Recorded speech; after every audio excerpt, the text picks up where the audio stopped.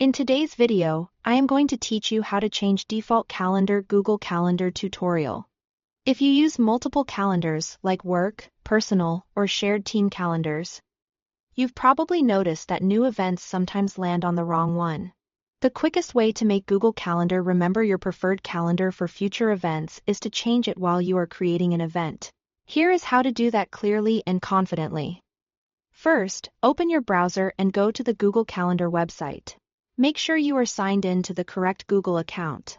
If you use more than one account, double-check the profile icon in the top right corner, so you are adjusting the right calendar setup. Next, start a new event. You can either click the Create button in the top left, or simply click on the date and time slot where you want the event to go.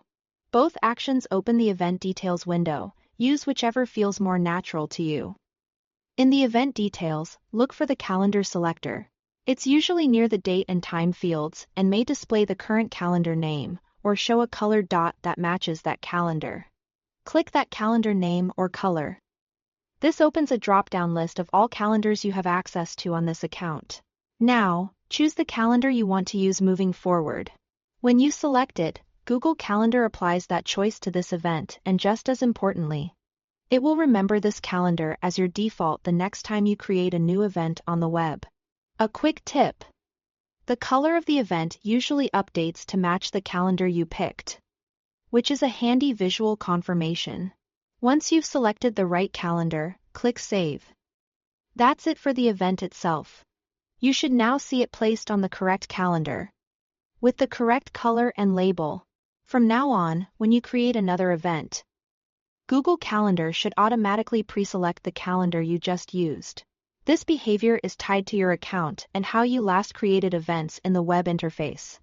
If you ever notice it switching back, simply repeat this same process on your next event to retrain the default. Also, if you regularly switch between accounts or clear your browser data, you may need to set it again. To recap, open Google Calendar and sign in.